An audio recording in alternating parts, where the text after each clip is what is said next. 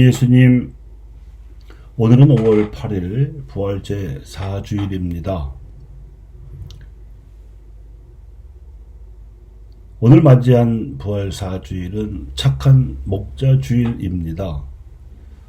우리 교회는 이날에 예수님의 부르심을 묵상하면서 그 부르심에 응답한 성소자들을 기억하고 더 많은 젊은이들이 사제나 수도자나 선교사 성소에 응답하도록 기도합니다. 또 평신도들의 혼인 성소도 증진되고 열매를 맺기를 기도합니다. 머지않아 가시화될 북방 선교도 준비해야 하고 하느님의 가치를 위해 헌신할 일꾼도 길러야 하는데, 그러자면 하느님의 부르심을 알아듣고 성소자를 배출할 가정들이 나와야 합니다. 오늘 제1독서는 사도 바오로가 바르나바와 함께 수행한 선교 여행의 한 장면을 소개합니다. 성소자로서는 늦깎이였던 바오로는 예수님께로부터 부르심을 받은 지 14년이 지나서야 안티오키아 공동체의 책임자였던 바르나바의 신원 보증으로 비로소 사도단에 합류할 수 있었고, 그 후에는 그가 지닌 특유의 열성 덕분으로 안티오키아 공동체의 추천을 받아서 선교사로까지 뽑혔습니다. 바오로는 예수님의 공생활동안에 선발된 주류가 아니었고, 나중에 개인적으로 뽑혀서 어렵사리 사도단에 합류한 비주류였으므로 기성사도들이 할례받은 유다인들에게 복음을 전하기 원하는 것을 보고는 자기는 할례받지 않은 이방인들에게 복음을 전하려고 마음먹었습니다.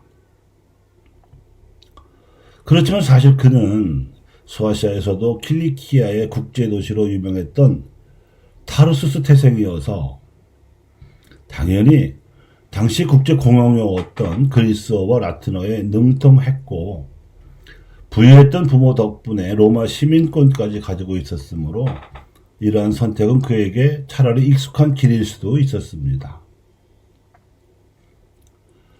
사실 토종 사도들에게는 이런 국제적인 안목이 없었으므로 선교할 엄두를 내기도 어려웠습니다.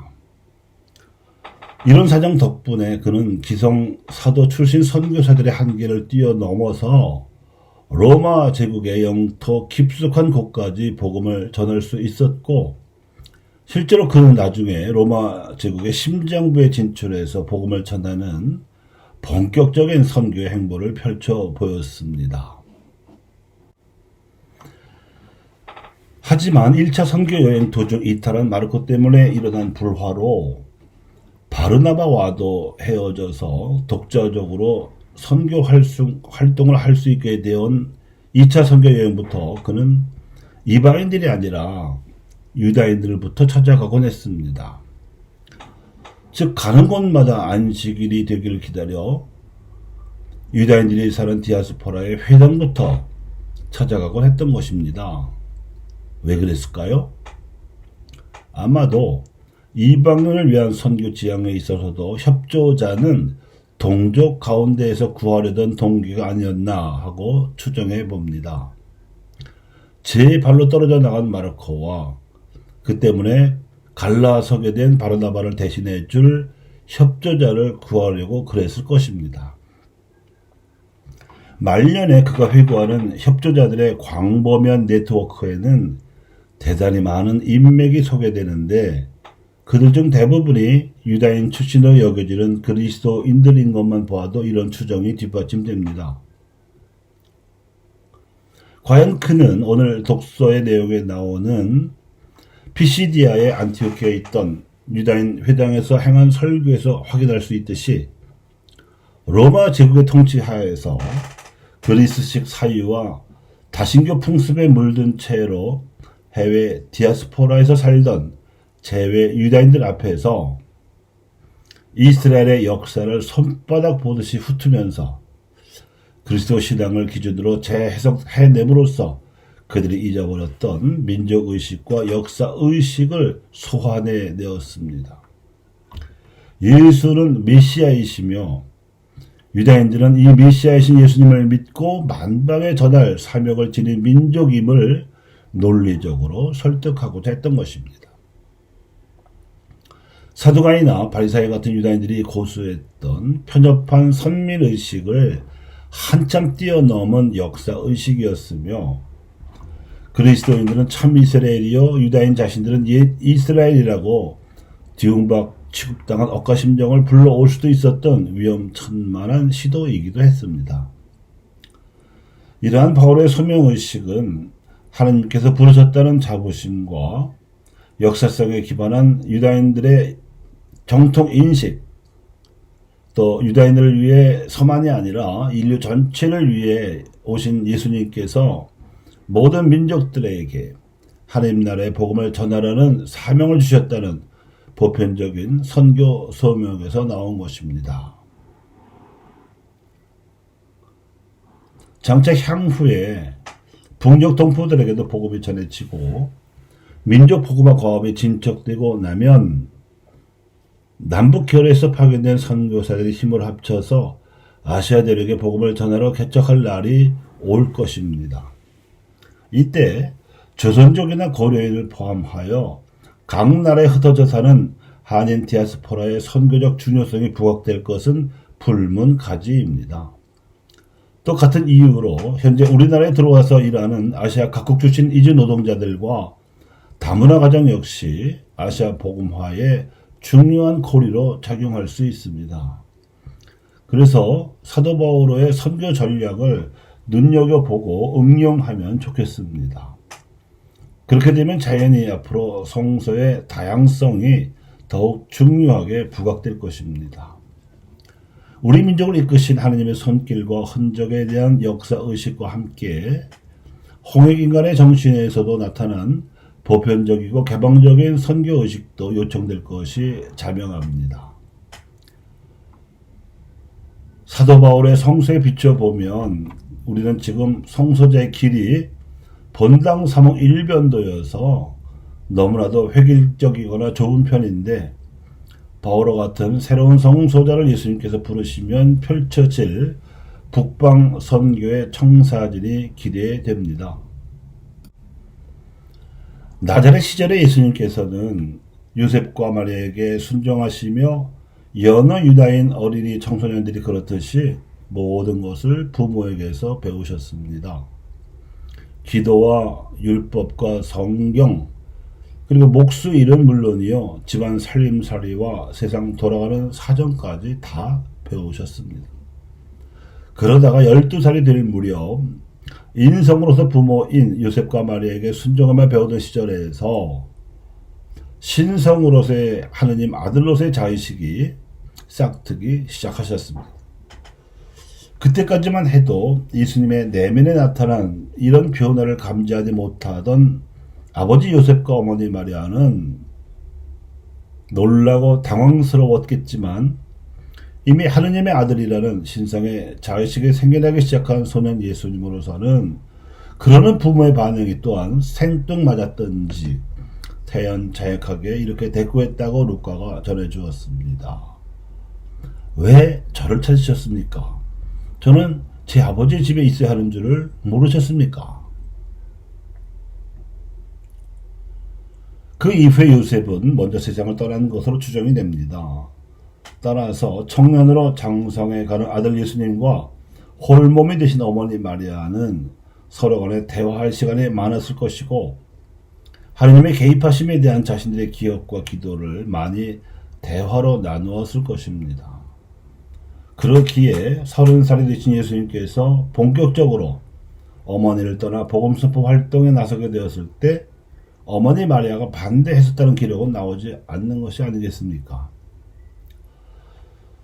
성서를 느낀 자녀들에게 어머니가 어떻게 대해야 하는지 또 자녀에게 성서를 느끼게 하고 싶은 어머니가 어떻게 해야 하는지를 알 수 있는 대목입니다.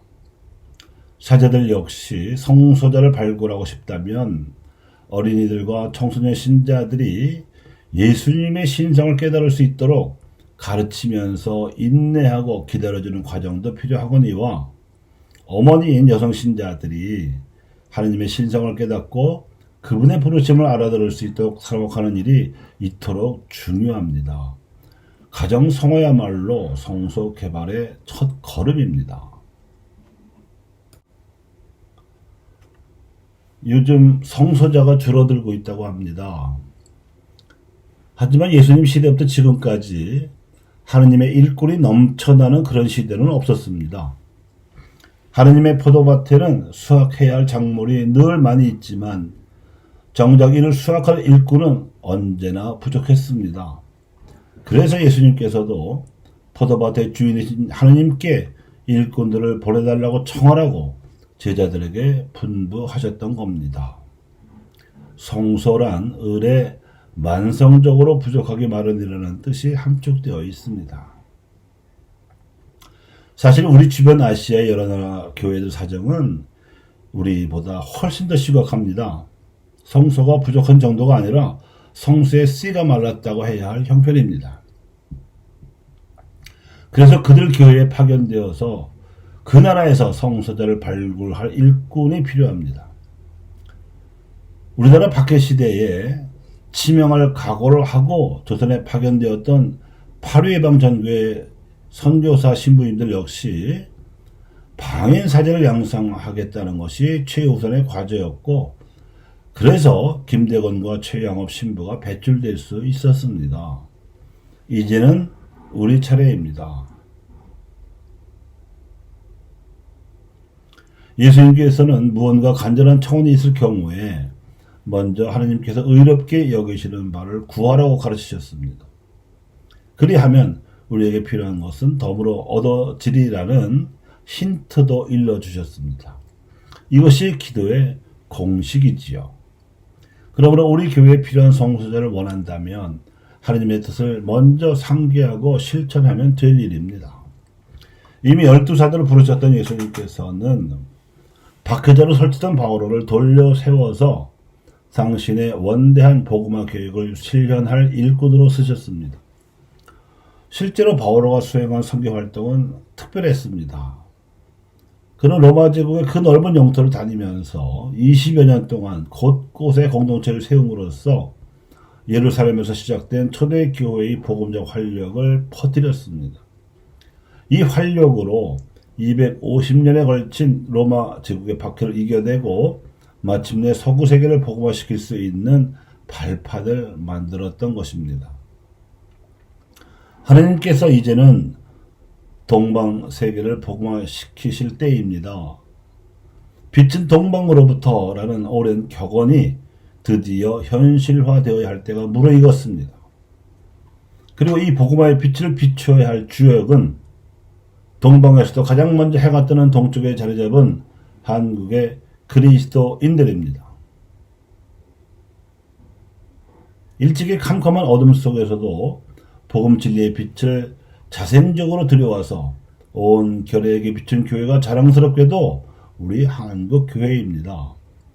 이제 그 빛나는 전통을 계승하여 아시아와 북방 대륙의 복음화를 위한 성사자들이 나타나도록 그 길의 선각자이신 신앙 선조들과 그 길에 동행하며 목숨 바쳐 신앙을 증거하신 순교 선조들께 전구를 청합니다. 아멘.